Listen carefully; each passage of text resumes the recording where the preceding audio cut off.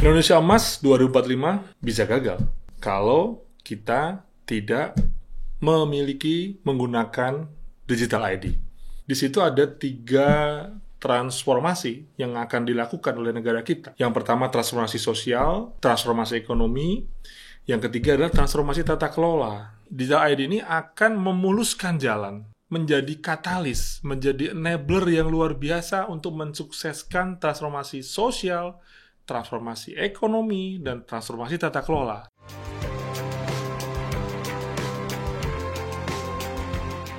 MIK Podcast menuju Indonesia Digital.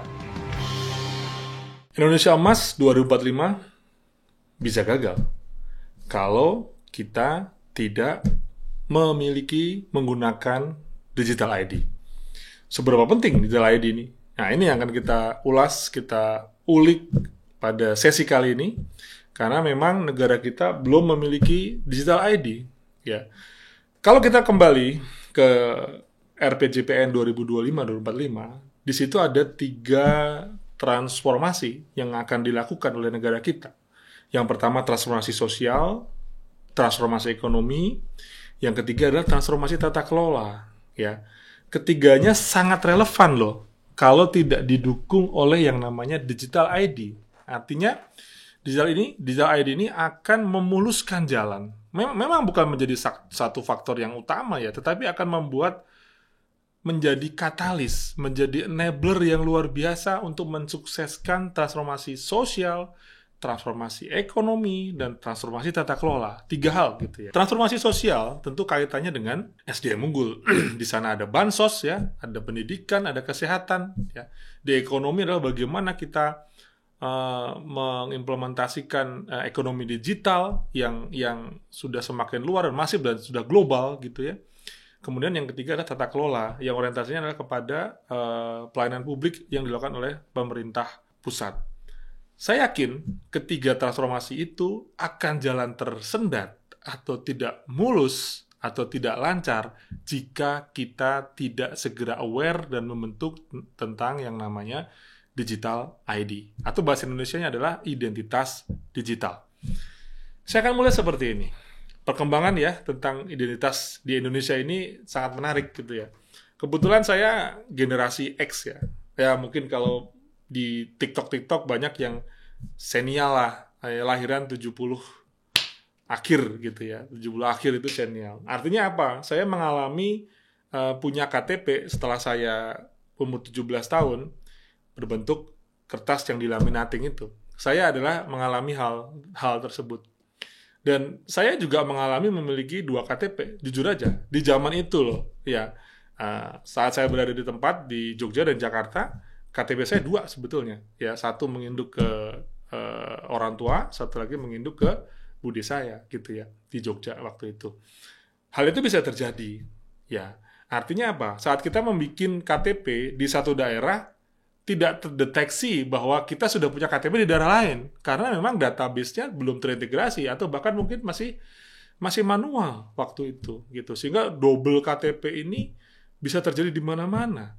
Bahkan sebetulnya jangan-jangan penduduk Indonesia ini sedikit atau jangan-jangan banyak karena identitas digitalnya kan identitas penduduknya tidak bisa terdeteksi dengan baik, integritas terhadap jumlah penduduk atau identitas itu tidak terekam dengan sangat baik gitu ya. Apalagi untuk pemilu gitu ya. Data-data ini sangat begitu sensitif gitu ya kalau kita memiliki aspek pemilu.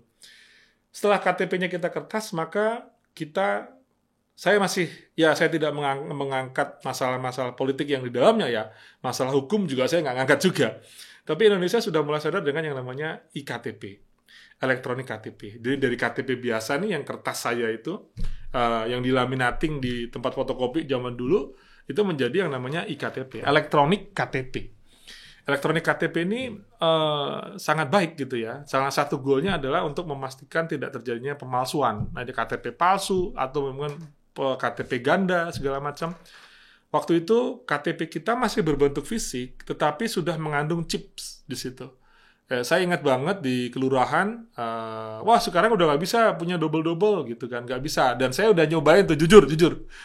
Saya udah nyobain, saya punya KTP di Jakarta gitu ya, punya KTP di Jakarta, bikin dengan segala macam data biometriknya, nama, alamat, dan selanjutnya kemudian sidik jari masuk, biometrik kita cek, kita ambil, kita capture, masuklah. Maka saya punya yang namanya iKTP. Kita coba yuk bikin di tempat lain, nggak bisa karena dikatakan sudah punya. Oh, datanya sudah terintegrasi di sana. Walaupun mungkin masih ada beberapa berita, bisa tuh. Nah, saya nggak tahu tuh kayak gitu. Jadi intinya adalah data kita tersimpan di sebuah chip ya, masih dalam bentuk fisik tapi KTP kita pakai chips. Kemudian suatu saat saya juga pernah punya pengalaman masuk ke suatu kementerian, di depan saya harus meletakkan iKTP saya di sebuah alat card reader misalkan. Card reader di situ saya taruh, muncul data-data saya di layar gitu. Artinya memang data saya tersimpan di dalam chip itu, komplit ya dengan segala sesuatunya. Nah, tetapi tetap bagaimana itu masih menjadi barang yang bentuknya fisik ya, masih fisik barang kita. iKTP kan tetap kartu yang fisik dan penggunaannya pun begitu sangat terbatas karena kalau kita melihat historinya kan tujuannya adalah untuk membuat supaya tidak banyak pemalsuan KTP dan tidak terjadi duplikasi pembuatan KTP. Sejarahnya begitu kan. Sehingga pada saat ini termanfaatnya kan belum cukup begitu optimal gitu ya. Pada saat kita kemanapun di beberapa tempat tetap harus fotokopi KTP karena memang tidak semua memiliki yang namanya card reader itu ya, yang membaca card itu ya. Itu cerita yang sudah kita alamin, mungkin beberapa rekan-rekan semua juga mengalami hal tersebut. Kemudian di beberapa waktu terakhir ini, mungkin 1 atau 2 tahun terakhir ini, kita mengenal yang namanya adalah IKD, Identitas Kependudukan Digital, yang merupakan bentuk digital dari iKTP. Jangan lupa itu. Bentuk digital dari iKTP. Artinya apa? iKTP kita tadi, data kita yang sudah tersimpan secara elektronik di Dukcapil, ya, secara elektronik ya, sudah tersentral di sana, bisa direpresentatifkan secara digital melalui ponsel kita, melalui sebuah aplikasi gitu ya. Sudah melalui sebuah aplikasi. Di mana pada saat kita sudah menginstall aplikasi IKD itu, dengan memasukkan PIN dan verifikasi, maka kita bisa melihat data kita dan selanjutnya. Dipakai untuk beberapa hal terkait dengan administrasi kependudukan. Jadi memang IKD ini dimanfaatkan untuk proses layanan pemerintah gitu, untuk ke sana. Nah, kalau kita bisa melihat sejarah perkembangannya, berarti dari KTP biasa, kertas, kemudian KTP chips yang disebut dengan elektronik KTP tadi, kemudian eKTP dibuat digital dengan yang namanya IKD. Apakah itu yang namanya digital ID? Cukup menarik. Kita akan bahas lebih detail lagi di sesi ini. Digital ID adalah representasi kita secara elektronik di dunia digital. Ya, jadi memang utilisasinya tentu untuk kita berselancar di dunia digital dengan suatu ID. Sama seperti kita kalau kita megang iKTP atau sekarang kita megang IKD di handphone kita. Jadi kan bedanya dulu nggak perlu bawa kartu gitu ya. Jadi dompet itu moga-moga isinya sih jangan ribuan kartu lagi ya. Ada SIM, ada KTP, ada banyak. Jadi dompet isinya kartu gitu, banyak kartu. Nah sekarang kan identitas itu berada di handphone kita gitu ya. Nah perubahan aja sebetulnya dari elektronik KTP digitalin menjadi yang namanya IKD. Nah apakah kita sudah memiliki identitas digital di dunia maya? Artinya pemakaiannya tentu identitas itu ada di dunia maya. Kalau kita di dunia nyata, kehidupan di dunia nyata, berkehidupan di dunia nyata, segala macamnya, ya kita punya identitas yang namanya bisa KTP, bisa iKTP, bisa IKD tadi. Tapi bagaimana kita secara menyeluruh di dunia maya memiliki identitas? Nah, itu yang namanya digital ID. Jadi representasi secara elektronik atau digital terhadap diri kita. Dari itu sisi nama, alamat, selanjutnya rekam medis, catatan kriminal, perbankan dan sebagainya itu ada di sana gitu ya. Jadi merepresentasikan hal itu, mengcover hal itu. Tentu di sana juga dengan menggunakan teknologi yang lebih canggih ya. Di situ ada enkripsi, kemudian juga ada multifactor ya. Jadi ibarat kunci lah. Jadi kalau saya analogikan adalah sebuah kunci yang bisa membuka banyak pintu ya, membuka banyak pintu. Maksudnya pintu ini apa? Pintu ini adalah pintu layanan pastinya. Baik layanan publik dari pemerintah maupun layanan swasta.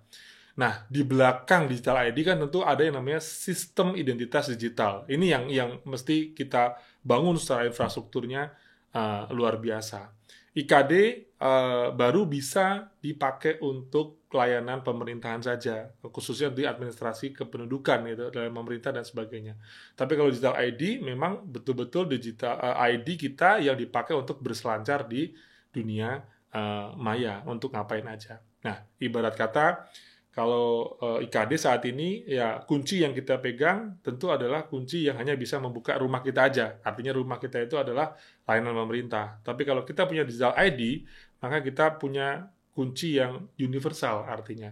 Untuk bisa masuk ke layanan apa aja, bisa layanan apa saja yang bisa kita gunakan, termasuk di sektor swasta.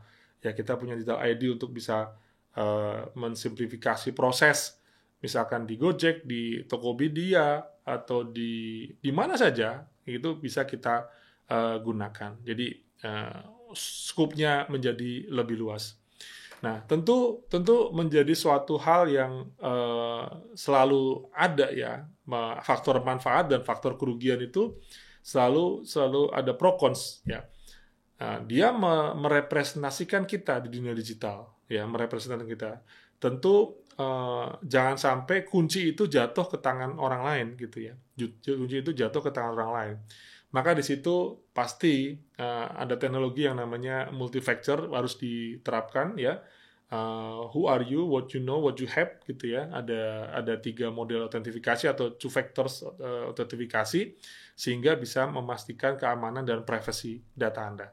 Artinya digital ID merepresentasikan sebuah sistem identitas digital. Dan tentu kita sebagai masyarakat Indonesia, saat negara kita sudah menetapkan digital ID, maka otomatis siapapun nanti ya, saya tidak dalam konteks apakah itu nanti akan dikembangkan dari IKD kita saat ini, atau mungkin dari kementerian lain, atau lembaga lain, misalkan ada Kementerian Kominfo, apakah Kemendagri, apakah BSSN, ataukah BUMN gitu, lembaga BUMN, saya pikir sih tidak tergantung regulasinya ya, silakan saja bagaimana regulasinya yang akan ditunjuk menjadi pengampu dari digital ID Indonesia ini. Yang pasti akan ada aspek keamanan yang sangat luar biasa, dan sekali lagi dampaknya tentu akan sangat menarik, yaitu pada saat warga negara Indonesia sudah memiliki digital ID, maka kita akan semakin luas untuk mengcover layanan sosial kita. Banyak loh yang belum punya identitas pendudukan ya, yang belum terjangkau dengan layanan sosial, pendidikan dan kesehatan. Kemudian juga untuk masalah transaksi ekonomi, karena digital ID juga pastinya akan dipakai untuk bagaimana melakukan e-commerce. Dan e-commerce ini kan tentu tidak cuma di Indonesia saja, tetapi juga bisa lintas internasional. Itu seperti yang menjadi canangan dari RPJPN tentang transformasi ekonomi. Kemudian di transformasi tata kelola di dalam RPJPN kita, maka seluruh proses birokrasi layanan publik akan jadi lebih mudah, efisien, dan lebih transparan. Gitu ya. Dan memang ini nggak main-main ya. Once kita memiliki ini, maka pemilu yang saya bilang dulu, kalau 2029 masih pakai paku, ya sebetulnya solusinya adalah once kita nanti akan memiliki digital ID.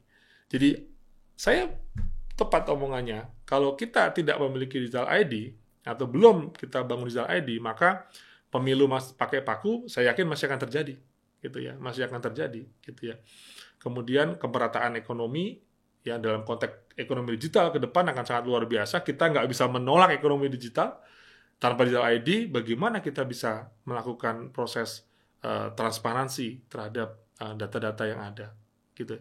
Nah, tentu pengamanan yang akan dibangun sebagai sistem menjadi kompensasi pada saat negara kita membangun yang namanya digital ID. Masa depan pelayanan publik adalah tentang kecepatan, aksesibilitas, dan kepercayaan.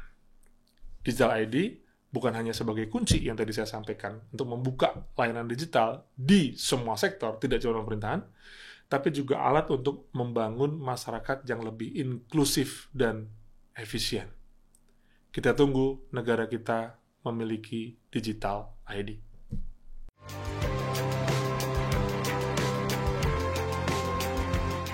MIK Podcast menuju Indonesia Digital.